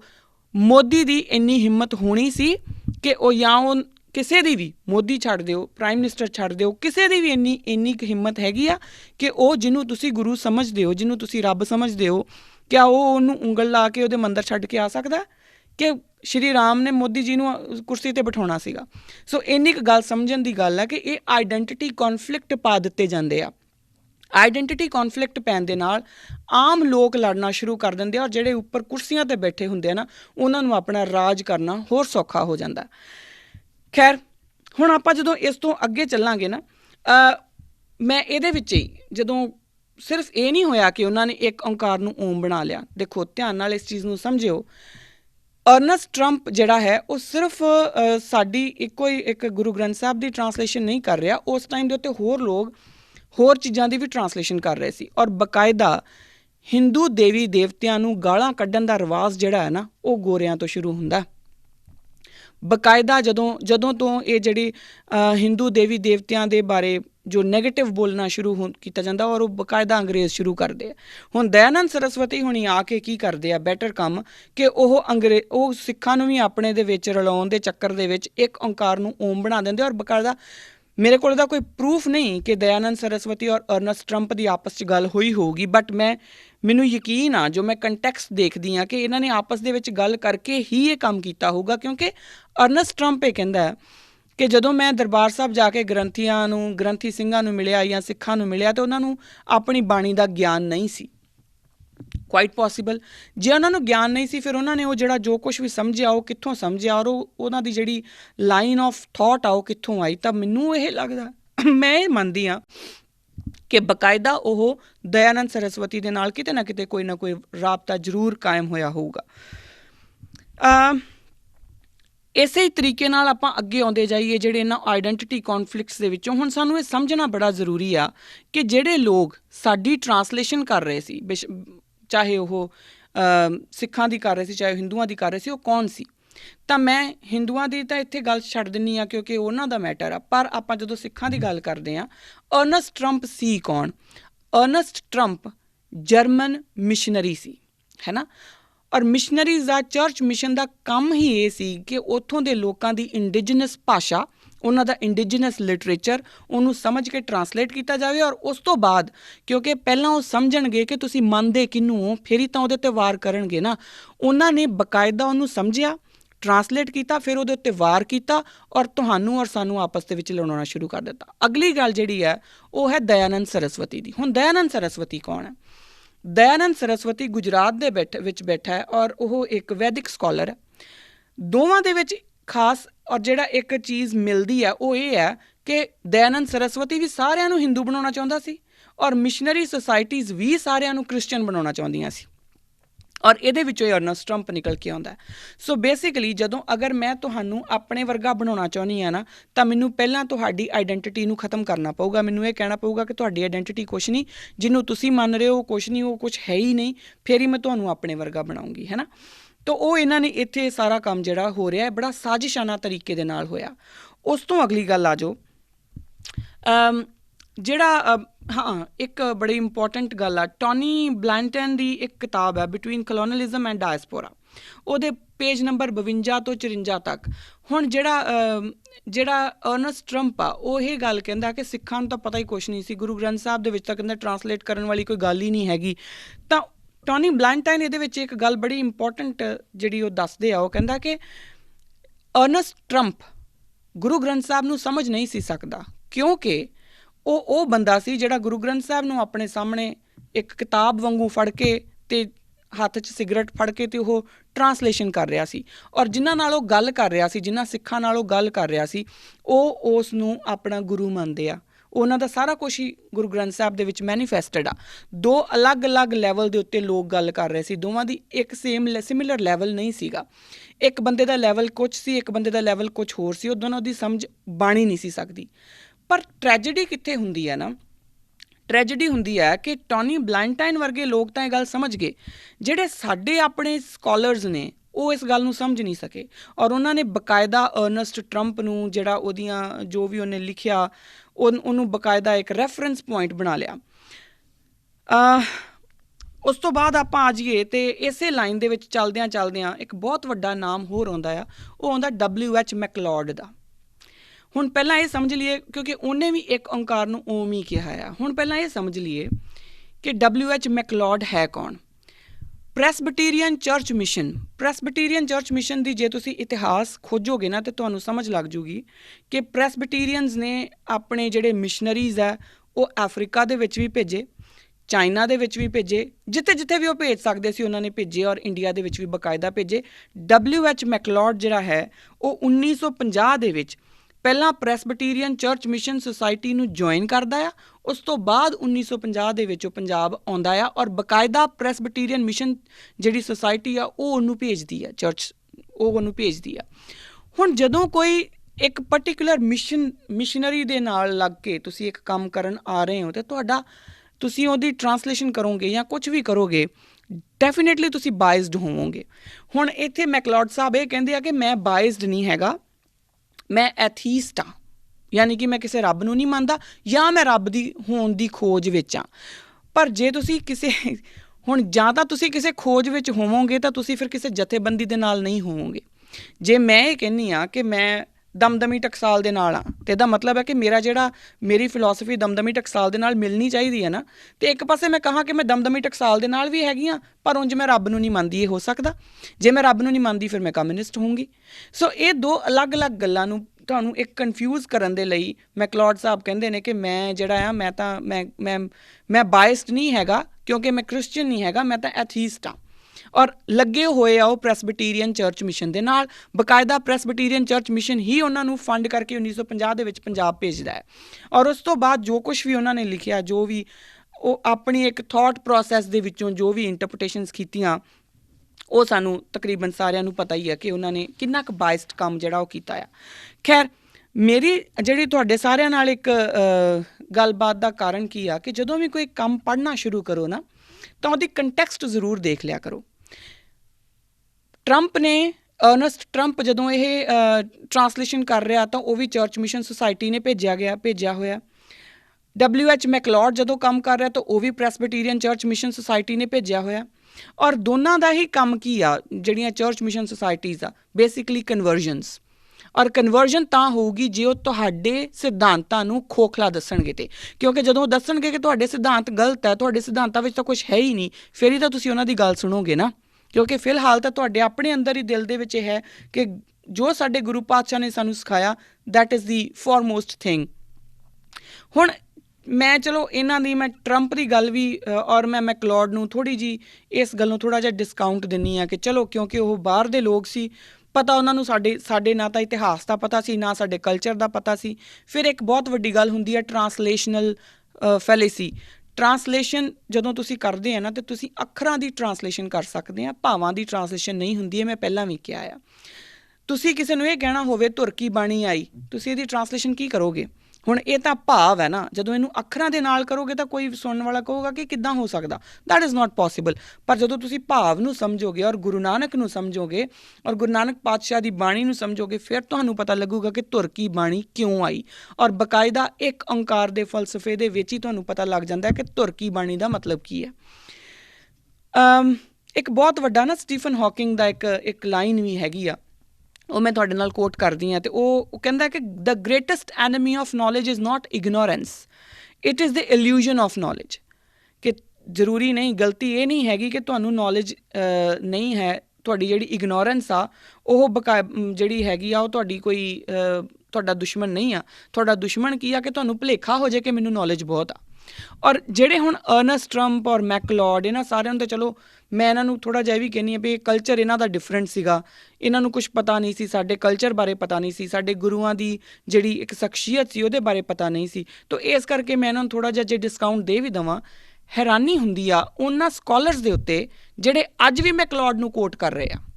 ਔਰ ਉਹਨਾਂ ਨੂੰ ਅੱਜ ਵੀ ਇਹ ਲੱਗਦਾ ਆ ਕਿ ਕੰਟੈਂਪਰਰੀ ਸਕਾਲਰਸ ਦੇ ਵਾਸਤੇ ਜਿਹੜਾ ਟਰੰਪ ਔਰ ਮੈਕਲੋਡ ਦੀਆਂ ਜਿਹੜੀਆਂ ਜੋ ਵੀ ਉਹਨਾਂ ਨੇ ਕੰਮ ਕੀਤੇ ਉਹ ਰੈਫਰੈਂਸਿਸ ਬਹੁਤ ਇੰਪੋਰਟੈਂਟ ਆ। ਇੱਥੇ ਇੱਕ ਗੱਲ ਆਉਂਦੀ ਆ, ਉਹਨਾਂ ਦੇ ਉੱਤੇ ਮੈਨੂੰ ਬੜੀ ਹੈਰਾਨੀ ਹੁੰਦੀ ਆ ਕਿ ਚਲੋ ਉਹਨਾਂ ਦੀ ਤਾਂ ਮੈਂ ਮੰਨ ਲਿਆ ਕਿ ਉਹਨਾਂ ਨੂੰ ਜਿਹੜੀ ਨੌਲੇਜ ਦੀ ਇਲਿਊਜ਼ਨ ਹੋ ਗਿਆ ਅਤੇ ਉਹਨਾਂ ਦਾ ਐਨਮੀ ਬਣ ਗਿਆ। ਅਤੇ ਤੁਹਾਡਾ ਕੀ ਹੋਇਆ?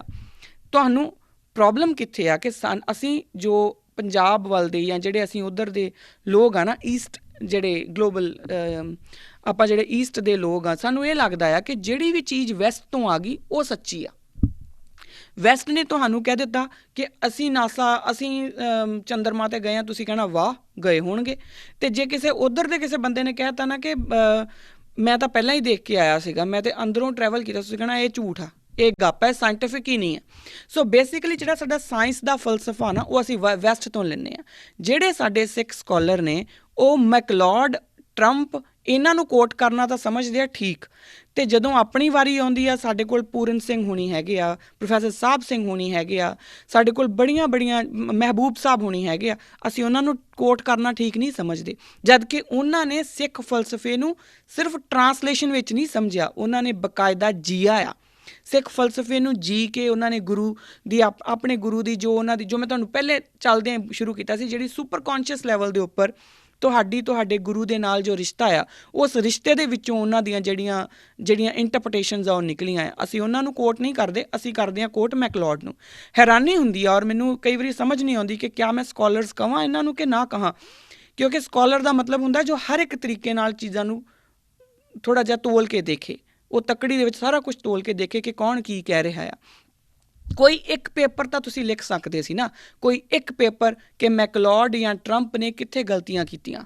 ਅਸੀਂ ਉਹ ਸਮਝਿਆ ਹੀ ਨਹੀਂ, ਕਿਉਂਕਿ ਸਾਡੇ ਲਈ ਵੈਸਟ ਇਜ਼ ਦੀ ਬੈਸਟ ਹੈ ਨਾ। ਸਾਨੂੰ ਲੱਗਦਾ ਕਿ ਜੋ ਅੰਗਰੇਜ਼ਾਂ ਨੇ ਕਹਿ ਤਾ ਉਹੀ ਸਾਡਾ ਬਰਾਬਰ ਠੀਕ ਆ। ਹਿੰਦੂ ਮਾਈਥੋਲੋਜੀ ਨਾਲ ਵੀ ਇਹੀ ਹੋਇਆ ਬੇਸਿਕਲੀ, ਕਿਉਂਕਿ ਜੋ ਵੈਸਟ ਨੇ ਕਿਹਾ ਕਿ ਆ ਵੀ ਗਲਤ ਇਹ ਵੀ ਗਲਤ, ਅਤੇ ਉਹ ਆਪਾਂ ਮੰਨੀ ਗਏ ਹਾਂ। ਮੇਰਾ ਇੱਕ ਥੀਸਿਸ ਹੈ, ਹਜੇ ਵੀ ਗੁਰੂ ਨਾਨਕ ਦੇਵ ਯੂਨੀਵਰਸਿਟੀ ਦੇ ਵਿੱਚ ਮੈਂ MPhil ਦੇ ਵਿੱਚ ਮੇਰਾ ਥੀਸਿਸ ਆ, ਉਹ ਪਿਆ ਹੋਊਗਾ ਉੱਥੇ, ਤੁਸੀਂ ਜਾ ਕੇ ਦੇਖ ਸਕਦੇ ਆ ਜਿਹਨੇ ਦੇਖਣਾ ਆ। ਉਹਦੇ ਵਿੱਚ ਮੈਂ ਬਕਾਇਦਾ ਵਿਲੀਅਮ ਡਾਲਰਿੰਪਲ ਦੀ ਕਿਤਾਬ ਹੈ ਦ ਏਜ ਆਫ ਕਾਲੀ, ਉਹਦੇ ਉੱਤੇ ਹੀ ਮੈਂ ਉਹਦਾ ਕੰਮ ਕੀਤਾ ਹੈ, ਉਹਦੇ ਉੱਤੇ ਮੇਰਾ ਕੰਮ ਹੈ। ਉਹ ਕਾਲੀ ਨੂੰ ਕਾਲ ਦੇ ਨਾਲ ਮਿਲਾ ਕੇ ਦੇਖ ਰਿਹਾ, ਕਾਲੀ ਅਤੇ ਕਾਲ ਜਿਹੜੀ ਗੋਡੈਸ ਕਾਲੀ ਆ ਔਰ ਕਾਲ ਦੋਵਾਂ ਨੂੰ ਇਕੱਠਿਆਂ ਨੂੰ ਕਰਕੇ ਦੇਖ ਰਿਹਾ। ਔਰ ਕਿਸੇ ਹਿੰਦੂ ਨੇ ਅੱਜ ਤੱਕ ਇਸ ਗੱਲ ਬਾਰੇ ਜੋ ਆਵਾਜ਼ ਹੀ ਨਹੀਂ ਚੱਕੀ ਕਿ ਅਸੀਂ ਗੱਲ ਤਾਂ ਕਰੀਏ ਕਿ ਗੋਡੈਸ ਕਾਲੀ ਇਜ਼ ਡਿਫਰੈਂਟ ਔਰ ਕਾਲ ਡਿਫਰੈਂਟ ਆ, ਦੋ ਅਲੱਗ-ਅਲੱਗ ਚੀਜ਼ਾਂ ਆ, ਪਰ ਉਹ ਮਿਲਾਈ ਜਾ ਰਿਹਾ ਔਰ ਉਹ ਮੰਨੀ ਜਾ ਰਿਹਾ। ਔਰ ਮੈਂ ਉਹਦੇ 'ਤੇ ਮੇਰੀ ਡਿਜ਼ਰਟੇਸ਼ਨ ਪਈ ਆ, ਮੇਰਾ ਥੀਸਿਸ ਪਿਆ ਉਹਦੇ 'ਤੇ।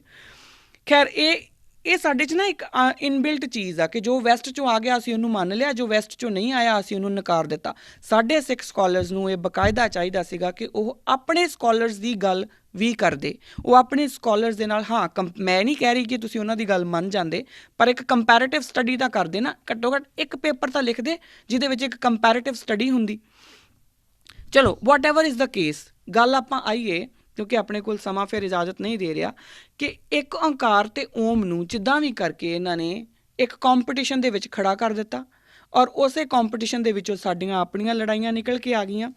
ਪਰ ਗੱਲ ਹੈਰਾਨੀ ਦੀ ਇਹ ਆ ਕਿ ਓਮ ਅਤੇ ਇੱਕ ਓਂਕਾਰ ਨੂੰ ਕੰਪੇਅਰ ਕੀਤਾ ਹੀ ਨਹੀਂ ਜਾ ਸਕਦਾ, ਕਿਉਂਕਿ ਓਮ ਇੱਕ ਡਿਫਰੈਂਟ ਚੀਜ਼ ਆ, ਇੱਕ ਓਂਕਾਰ ਇੱਕ ਡਿਫਰੈਂਟ ਚੀਜ਼ ਆ। ਓਮ ਤੁਸੀਂ ਦੇਖੋ ਨਾ, 2 ਗਲਾਸ ਹੈ ਅਗਰ ਪਾਣੀ ਦੇ ਪਏ ਤਾਂ ਤੁਸੀਂ 2 ਪਾਣੀ ਦੇ ਗਲਾਸਾਂ ਨੂੰ ਤਾਂ ਕੰਪੇਅਰ ਕਰ ਸਕਦੇ ਹਾਂ ਕਿ ਕਿਹਦੇ ਵਿੱਚ ਕਿਹੜਾ ਸਾਫ਼ ਹੈ ਕਿਹੜਾ ਥੋੜ੍ਹਾ ਘੱਟ ਸਾਫ਼ ਹੈ, ਉਹ ਤਾਂ ਤੁਸੀਂ ਕੰਪੇਅਰ ਕਰ ਸਕਦੇ ਹਾਂ। ਪਰ ਤੁਸੀਂ ਅੱਗ ਅਤੇ ਪਾਣੀ ਨੂੰ ਕਿੱਦਾਂ ਕੰਪੇਅਰ ਕਰੋਗੇ? ਇਹਦਾ ਕੋਈ ਕੰਪੈਰੀਜ਼ਨ ਹੀ ਨਹੀਂ ਹੈਗਾ। 2 ਅਲੱਗ-ਅਲੱਗ ਚੀਜ਼ਾਂ ਹੈ, ਤੁਸੀਂ ਇਹਨਾਂ ਨੂੰ ਕਿਵੇਂ ਕੰਪੇਅਰ ਕਰੋਗੇ? ਓਮ ਅਤੇ ਇੱਕ ਓਂਕਾਰ ਦਾ ਕੰਪੀਟੀਸ਼ਨ 'ਚ ਆਉਣਾ ਬਣਦਾ ਹੀ ਨਹੀਂ ਸੀ, ਕਿਉਂਕਿ ਇੱਕ ਓਂਕਾਰ ਡਿਫਰੈਂਟ ਹੈ, ਓਮ ਡਿਫਰੈਂਟ ਹੈ। ਕਿੱਦਾਂ? ਸਭ ਤੋਂ ਪਹਿਲੀ ਗੱਲ ਤਾਂ ਇਹ ਆ ਕਿ ਜਿਹੜੀ ਓਮ ਦੀ ਜਿਹੜੀ ਸਾਊਂਡ ਹੈ ਨਾ, ਉਹ 3 ਅੱਖਰਾਂ ਤੋਂ ਬਣਦੀ ਆ, ਅ ਓ ਮ, 3 ਤੋਂ ਬਣਦੀ ਆ ਓਮ। ਹੁਣ ਜਿਹੜਾ ਔਰ ਇਹਦੇ ਵਿੱਚ ਜ਼ੁਬਾਨ ਦਾ ਯੂਜ਼ ਨਹੀਂ ਹੁੰਦਾ, ਇਹ ਬੜੀ ਸਿੰਪਲ ਜੀ ਗੱਲ ਹੈ, ਜ਼ੁਬਾਨ ਦਾ ਯੂਜ਼ ਨਹੀਂ ਹੁੰਦਾ। ਤੁਸੀਂ ਬੋਲ ਕੇ ਦੇਖਿਓ, ਓਮ ਜਿਹੜਾ ਹੈ ਉਹ ਜ਼ੁਬਾਨ ਨੂੰ ਯੂਜ਼ ਨਹੀਂ ਕਰਦਾ। ਔਰ ਹਿੰਦੂ ਸਕਾਲਰਸ ਇਹ ਮੰਨਦੇ ਨੇ ਕਿ ਓਮ ਜਿਹੜੀ ਹੈ ਉਹ ਫਸਟ ਸਾਊਂਡ ਹੈ, ਬੇਸਿਕ ਸਾਊਂਡ ਹੈ, ਔਰ ਉਸ ਤੋਂ ਬਾਅਦ ਜਿੰਨੀਆਂ ਵੀ ਸਾਊਂਡਸ ਬਣਦੀਆਂ ਉਹ ਜ਼ੁਬਾਨ ਜਿਹੜੀ ਆ ਉਹ ਓਮ ਦੇ ਵਿੱਚੋਂ ਹੀ, ਜ਼ੁਬਾਨ ਨੂੰ ਜਦੋਂ ਤੁਸੀਂ ਯੂਜ਼ ਕਰਦੇ ਹੋ ਫਿਰ ਬਣਦੀ ਆ। ਔਰ ਇਹ ਗੱਲ ਠੀਕ ਵੀ ਆ। ਹੁਣ ਓਂਕਾਰ ਦੀ ਜਦੋਂ ਗੱਲ ਕਰਾਂਗੇ ਉੱਥੇ ਜ਼ੁਬਾਨ ਦਾ ਯੂਜ਼ ਹੁੰਦਾ ਆ, ਤਾਂ ਇਸ ਕਰਕੇ ਪਹਿਲਾ ਹੀ ਜਿਹੜਾ ਫਸਟ ਗੱਲ ਆ ਕਿ on the basis of sound itself Om ਅਤੇ ਓਂਕਾਰ ਡਿਫਰੈਂਟ ਆ। ਉਹ ਓਮ ਹੈ ਔਰ ਓਮਕਾਰ ਦੀ ਗੱਲ ਕਰਦਾ, ਇਹ ਓਅੰਕਾਰ ਹੈ, ਓਮਕਾਰ ਨਹੀਂ ਹੈ। ਅੱਗੇ ਆ ਜਾਈਏ, ਜਿਹੜਾ ਇਹ ਸਿਲੇਬਲ ਹੈ 3 ਸਿਲੇਬਲ ਦੀ ਗੱਲ। ਹੁਣ ਜਦੋਂ ਯੋਗ ਤੰਤਰ ਦੀ ਗੱਲ ਕਰਦੇ ਆ, ਇੱਥੇ ਵਿੱਚ ਧਿਆਨ ਨਾਲ ਇਸ ਗੱਲ ਨੂੰ ਸਮਝਿਓ ਕਿ 3 ਤਰ੍ਹਾਂ ਦੀਆਂ ਜਿਹੜੀਆਂ ਨਾੜੀਆਂ ਹੈ, ਈੜਾ, ਪਿੰਗਲਾ ਅਤੇ ਸੁਸ਼ਮਾ, ਅ ਓ ਮ, ਇਹ ਤਿੰਨੇ ਹੀ ਜਿਹੜੇ ਯੋਗ ਤੰਤਰ ਦੇ ਵਿੱਚ ਮੰਨਿਆ ਜਾਂਦਾ ਹੈ ਕਿ ਅ ਜਿਹੜਾ ਹੈ ਉਹ ਈੜਾ ਔਰ ਓ ਮ ਇੱਦਾਂ ਕਰਕੇ ਪਿੰਗਲਾ ਔਰ ਜਿਹੜੀ ਸੁਸ਼ਮਾ ਨਾੜੀ ਹੈ ਉਹਨਾਂ ਦੇ ਉੱਤੇ ਐਮਫਸਾਈਜ਼ ਕਰਨ ਨੂੰ ਹੈ। ਇਸੇ ਯੋਗ ਤੰਤਰ ਦੇ ਵਿੱਚ ਫਿਰ ਚੱਕਰਾਂ ਦੀ ਗੱਲ ਆਉਂਦੀ ਹੈ ਔਰ ਇਹ ਮੰਨਿਆ ਜਾਂਦਾ ਹੈ ਕਿ ਸਰੀਰ ਦੇ ਜਿਹੜੇ 3 ਮੇਨ ਚੱਕਰ ਹੈ ਉਹਨਾਂ ਦੇ ਵਿੱਚੋਂ ਇੱਕ ਜਿਹੜਾ ਚੱਕਰ ਹੈ ਉਹ ਅ ਦੇ ਨਾਲ, ਓ ਦੇ ਨਾਲ ਅਤੇ ਮ ਦੇ ਨਾਲ ਜਿਹੜਾ ਉਹ ਰਿਲੇਟਡ ਹੈ। ਹੁਣ ਜਦੋਂ ਇਹ ਯੋਗ ਤੰਤਰ ਦੀ ਗੱਲ ਹੈ, ਬੜੀ ਸ਼ਾਇਦ ਸਾਰੇ ਜਿੰਨੇ ਵੀ ਮੇਰੇ ਹਿੰਦੂ ਭੈਣ ਭਰਾ ਸੁਣਦੇ ਆ ਉਹਨਾਂ ਨੂੰ ਸਮਝ ਪਤਾ ਹੋਊਗੀ ਇਸ ਗੱਲ ਦੀ। ਔਰ ਇਹ ਮੰਨਿਆ ਜਾਂਦਾ ਹੈ ਕਿ ਜਿਸ ਵੀ ਚੱਕਰ ਨੂੰ ਐਕਟੀਵੇਟ ਕਰਨਾ ਹੈ, ਬੇਸਿਕਲੀ ਉਸੇ ਜਿਹੜਾ ਓਮ ਦੇ ਵਿੱਚੋਂ ਉਸੇ ਅੱਖਰ ਦੇ ਉੱਤੇ, ਉਸੇ ਸਾਊਂਡ ਦੇ ਉੱਤੇ ਜ਼ਿਆਦਾ ਐਮਫਸਾਈਜ਼ ਕਰ ਦਿਓ। ਹੁਣ ਇੱਥੋਂ ਤੱਕ ਤਾਂ ਗੱਲ ਹੋ ਗਈ ਓਮ ਦੀ। ਔਰ ਤੀਸਰੀ ਗੱਲ ਜਿਹੜੀ ਮੇਨ ਹੈ, ਮਤਲਬ ਪਹਿਲਾਂ ਮੈਂ ਸਾਊਂਡ ਦੇ ਉੱਤੇ ਗੱਲ ਕਰ ਦਿੱਤੀ, ਦੂਸਰੀ ਜਿਹੜੀ ਯੋਗ ਤੰਤਰ ਦੇ ਵਿੱਚ ਹੈ ਉਹਦੇ ਨਾਲ ਵੀ ਗੱਲ ਹੋ ਗਈ ਓਮ ਦੀ, ਔਰ ਤੀਸਰੀ ਜਿਹੜੀ ਇੰਪੋਰਟੈਂਟ ਗੱਲ ਆ ਉਹ ਇਹ ਆਉਂਦੀ ਆ। ਫਿਰ ਮੈਂ ਇਹ ਤੁਸੀਂ ਸਕਰੀਨ ਦੇ ਉੱਤੇ ਵੀ ਦੇਖ ਲਓਗੇ, ਮੈਂ ਬਕਾਇਦਾ ਇਹਦਾ ਰੈਫਰੈਂਸ ਜਿਹੜਾ ਉਹ ਤੁਹਾਨੂੰ ਦਿਖਾ ਰਹੀ ਹਾਂ ਕਿ ਜਿਹੜਾ ਅਮਿਤਾਭ ਵਿਕਰਮ द्विवेदी, ਜਿਹੜਾ ਮੈਂ ਪਹਿਲਾਂ ਵੀ ਗੱਲ ਕੀਤੀ ਸੀ, ਉਸੇ ਸੇਮ ਪੇਪਰ ਦੇ ਵਿੱਚ ਉਹ ਬਕਾਇਦਾ ਇਹ ਦੱਸਦੇ ਨੇ ਕਿ ਜਿਹੜਾ ਓ ਮ ਹੈ ਨਾ, ਇਹ 3 ਦੇਵਤਿਆਂ ਦੇ ਨਾਲ ਰਿਲੇਟਡ ਹੈ। ਓ ਮ ਇਹ ਹੈ ਬ੍ਰਹਮਾ ਵਿਸ਼ਨੂੰ ਮਹੇਸ਼ ਦੇ ਨਾਲ ਰਿਲੇਟਡ। ਇਹ ਤੁਸੀਂ ਦੇਖ ਲਓ ਆਪਣੇ ਆਪ। ਤੇ ਇਸ ਤੋਂ ਬਾਅਦ ਹੁਣ ਇੱਥੋਂ ਤੱਕ ਤੇ ਗੱਲ ਆ ਗਈ ਕਿ ਬ੍ਰਹਮਾ ਵਿਸ਼ਨੂੰ ਮਹੇਸ਼ ਦੀ ਗੱਲ ਹੁੰਦੀ ਹੈ ਓਮ ਦੇ ਨਾਲ। ਹੁਣ ਆਪਾਂ ਪੁੱਛੀਏ ਕਿ ਓਂਕਾਰ ਕੀ ਹੈ, ਕਿਆ ਓਂਕਾਰ ਵੀ ਬ੍ਰਹਮਾ ਵਿਸ਼ਨੂੰ ਮਹੇਸ਼ ਦੀ ਗੱਲ ਕਰਦਾ? ਤਾਂ ਮੈਂ ਇੱਥੋਂ ਭਾਈ ਗੁਰਦਾਸ ਜੀ ਨੂੰ ਕੋਟ ਕਰੂੰਗੀ। ਭਾਈ ਗੁਰਦਾਸ ਜੀ ਕਹਿੰਦੇ ਆ, ਓਅੰਕਾਰ ਆਕਾਰ ਜਿਸ ਸਤਿਗੁਰ ਪੁਰਖ ਸਿਰੰਦਾ ਸੋਈ, ਏਕ ਕਵਾਓ ਪਸਾਓ ਜਿਸ ਸ਼ਬਦ ਸੁਰਤ ਸਤਸੰਗ ਵਿਲੋਈ, ਬ੍ਰਹਮਾ ਬਿਸ਼ਨ ਮਹੇਸ਼ ਮਿਲ 10 ਅਵਤਾਰ ਵਿਚਾਰ ਨਾ ਹੋਈ। ਓਅੰਕਾਰ ਦਾ ਵਿਚਾਰ ਬ੍ਰਹਮਾ ਵਿਸ਼ਨ ਤੇ ਮਹੇਸ਼ ਤਿੰਨੇ ਮਿਲ ਕੇ 10 ਅਵਤਾਰਾਂ ਦੇ ਵਿੱਚ ਵੀ ਓਂਕਾਰ ਨੂੰ ਸਮਝ ਨਹੀਂ ਸਕਦੇ, ਜਦਕਿ ਓਮ ਜਿਹੜਾ ਹੈ ਉਹ ਬਕਾਇਦਾ ਬ੍ਰਹਮਾ ਵਿਸ਼ਨੂੰ ਔਰ ਮਹੇਸ਼ ਦਾ ਰਿਪਰੈਜ਼ੈਂਟੇਟਿਵ ਹੈ। ਉਹ ਤਿੰਨੇ ਚੀਜ਼ਾਂ ਨੂੰ ਰਿਪਰੈਜ਼ੈਂਟ ਕਰਦਾ, ਬ੍ਰਹਮਾ ਵਿਸ਼ਨੂੰ ਮਹੇਸ਼ ਨੂੰ ਰਿਪਰੈਜ਼ੈਂਟ ਕਰਦਾ। ਮੈਂ ਬਾਰ-ਬਾਰ ਇੱਕੋ ਗੱਲ ਕਹਿ ਰਹੀ ਹਾਂ, ਓਮ ਆਪਣੇ ਆਪ ਦੇ ਵਿੱਚ ਇੱਕ ਬਹੁਤ ਇੰਪੋਰਟੈਂਟ ਸਾਊਂਡ ਆ, ਪਰ ਜੋ ਮੈਂ ਇੱਥੇ ਕੰਪੈਰੀਜ਼ਨ ਕਰ ਰਹੀ ਹਾਂ ਉਹ ਇਸ ਲਈ ਕਰ ਰਹੀ ਹਾਂ ਕਿ ਦੋਨੋਂ ਅਲੱਗ-ਅਲੱਗ ਚੀਜ਼ਾਂ, ਓਮ ਅਲੱਗ ਹੈ, ਓਂਕਾਰ ਅਲੱਗ ਹੈ, ਆਪਸ 'ਚ ਕੋਈ ਕੰਪੀਟੀਸ਼ਨ ਹੈ ਹੀ ਨਹੀਂ। ਉਸ ਤੋਂ ਬਾਅਦ ਹੁਣ ਜਿਹੜੀ ਓਂਕਾਰ ਜਿਹਦੀ ਗੱਲ ਗੁਰੂ ਨਾਨਕ ਪਾਤਸ਼ਾਹ ਕਰਦੇ ਨੇ, ਉਹ ਕੀ ਆ? ਗੁਰੂ ਨਾਨਕ ਪਾਤਸ਼ਾਹ ਕਹਿੰਦੇ ਨੇ ਓਂਕਾਰ ਬ੍ਰਹਮਾ ਉਤਪਤ, ਕਿ ਓਂਕਾਰ ਤੋਂ ਬ੍ਰਹਮਾ ਉਤਪਤ ਹੁੰਦਾ ਹੈ ਨਾ, ਫਾਰਮ ਹੁੰਦਾ। ਓਮ ਦੇ ਵਿੱਚ ਤਾਂ ਬ੍ਰਹਮਾ ਦੀ ਰਿਪਰੈਜ਼ੈਂਟੇਸ਼ਨ ਹੈ, ਔਰ ਇਹਦੇ ਵਿੱਚੋਂ ਕਹਿੰਦੇ ਕਿ ਉਹਦੇ ਵਿੱਚੋਂ ਹੀ ਬ੍ਰਹਮਾ ਉਤਪਤ ਹੈ। ਔਰ ਉਸ ਤੋਂ ਬਾਅਦ ਓਂਕਾਰ ਕੀਆ ਜਨਚਿਤ, ਓਂਕਾਰ ਸੈਲ ਜੁਗ ਪਏ, ਔਰ ਉਸੇ ਓਂਕਾਰ ਦੇ ਵਿੱਚੋਂ ਸੈਲ ਹੁੰਦਾ ਪਹਾੜ ਔਰ ਸਾਰੇ ਯੁੱਗ ਜਿਹੜੇ ਆ ਉਹ ਬਣਦੇ ਆ। ਸੋ ਬੇਸਿਕਲੀ ਜਿਹੜਾ ਓਮ ਹੈ, ਹੁਣ ਇਹਦੇ ਵਿੱਚ ਕਨਫਿਊਜ਼ਨ ਇਹ ਹੋ ਜਾਂਦੀ ਹੈ ਕਿ ਜਿਹੜੇ ਹਿੰਦੂ ਮਾਈਥੋਲੋਜੀ ਦੇ ਨੂੰ ਸਮਝਦੇ ਆ ਲੋਕ, ਉਹ ਕਹਿੰਦੇ ਆ ਕਿ ਓਮ ਦੇ ਵਿੱਚੋਂ ਹੀ ਪੂਰੀ ਦੁਨੀਆ ਬਣੀ ਹੈ। ਫੇਅਰ ਇਨਫ, ਤੁਸੀਂ ਸਮਝਦੇ ਹੋਵੋਗੇ, ਬਿਲਕੁਲ ਸੱਚ ਵੀ ਹੋ ਸਕਦਾ, ਆਪਾਂ ਇਹਦੇ ਉੱਤੇ ਕੋਈ ਬਹਿਸ ਹੀ ਨਹੀਂ ਆ। ਪਰ ਜੋ ਓਂਕਾਰ ਗੁਰੂ ਨਾਨਕ ਕਹਿੰਦੇ ਨੇ, ਉਸ ਓਂਕਾਰ ਬਾਰੇ ਇਹ ਵੀ ਕਿਹਾ ਗਿਆ ਹੈ ਕਿ ਉਸ ਓਂਕਾਰ ਨੂੰ ਬ੍ਰਹਮਾ ਵਿਸ਼ਨ ਮਹੇਸ਼ 10 ਜਨਮ ਲੈ ਕੇ ਵੀ ਸਮਝ ਨਹੀਂ ਸਕਦੇ। ਤਾਂ ਫਿਰ ਓਂਕਾਰ ਓਮ ਨਹੀਂ ਹੈ। ਇੰਨੀ ਕੁ ਗੱਲ ਆਪਾਂ ਸਮਝ ਲਈਏ, ਔਰ ਇੰਨਾ ਕੁ ਮੈਨੂੰ ਲੱਗਦਾ ਕਿ ਅੱਜ ਮੈਂ ਤੁਹਾਨੂੰ ਕਲੀਅਰ ਕਰ ਦਿੱਤਾ ਹੋਊਗਾ ਕਿ ਜਿਹੜੀਆਂ ਸਾਡੀਆਂ ਕੰਪੀਟੀਸ਼ਨਸ ਪਾਏ ਗਏ ਆ ਨਾ, ਇੱਕ ਬਕਾਇਦਾ ਇੱਕ ਸਾਜ਼ਿਸ਼ ਦਾ ਹਿੱਸਾ ਆ। ਆਪਾਂ ਇਹਨਾਂ ਸਾਜ਼ਿਸ਼ਾਂ 'ਚੋਂ ਬਾਹਰ ਨਿਕਲੀਏ, ਤੁਮਕੋ ਤੁਮਾਰਾ ਖੂਬ ਹਮਕੋ ਹਮਾਰਾ ਖੂਬ ਵਾਲੀ ਗੱਲ ਦੇ ਉੱਤੇ ਰਹੀਏ, ਔਰ ਇੱਕ ਦੂਸਰੇ ਨੂੰ ਰਿਸਪੈਕਟ ਵੀ ਕਰਨਾ ਸ਼ੁਰੂ ਕਰੀਏ। ਅੱਜ ਮੈਂ ਇੰਨੀ ਕੁ ਗੱਲ ਕੀਤੀ ਹੈ ਕਿ ਓਮ ਅਤੇ ਓਂਕਾਰ ਦੇ ਵਿੱਚ ਫ਼ਰਕ ਕੀ ਹੈ। ਅਗਲੀ ਵਾਰੀ ਜਿਹੜਾ ਅਗਲਾ ਐਪੀਸੋਡ ਹੈ ਉਹਦੇ ਵਿੱਚ ਮੈਂ ਸਿਰਫ ਇੱਕ ਓਂਕਾਰ ਦੇ ਉੱਤੇ ਹੀ ਗੱਲ ਕਰੂੰਗੀ ਕਿ ਇੱਕ ਓਂਕਾਰ ਬੇਸਿਕਲੀ ਹੈ ਕੀ। ਗੁਰੂ ਨਾਨਕ ਪਾਤਸ਼ਾਹ ਨੇ ਇੱਕ ਓਂਕਾਰ ਲਿਖਿਆ ਤਾਂ ਉਹ ਕੀ ਫਲਸਫਾ ਹੋਊਗਾ। ਜਿੰਨੀ ਕੁ ਮੇਰੀ ਬੁੱਧੀ ਹੈ, ਕਿਉਂਕਿ ਮੇਰੀ ਬੁੱਧੀ ਓਬਵੀਅਸਲੀ ਗੁਰੂ ਨਾਨਕ ਪਾਤਸ਼ਾਹ ਨੂੰ ਮੈਂ ਪਹਿਲਾਂ ਹੀ ਕਿਹਾ ਸੀ ਸਮਝਣਾ ਬਹੁਤ ਔਖਾ ਆ, ਪਰ ਜਿੰਨੀ ਕੁ ਮੇਰੀ ਬੁੱਧੀ ਹੈ, ਜਿੰਨਾ ਕੁ ਮੇਰਾ ਦਿਮਾਗ ਕੰਮ ਕਰੂਗਾ, ਮੈਂ ਉਸ ਹਿਸਾਬ ਨਾਲ ਗੱਲ ਕਰਨ ਦੀ ਕੋਸ਼ਿਸ਼ ਕਰੂੰਗੀ ਕਿ ਮੈਂ ਤੁਹਾਨੂੰ ਇਸ ਗੱਲ ਬਾਰੇ ਥੋੜ੍ਹਾ ਬਹੁਤ ਜਿਹੜਾ ਹੈ ਇਨਫੋਰਮ ਕਰ ਸਕਾਂ ਕਿ ਇੱਕ ਓਂਕਾਰ ਹੈ ਕੀ।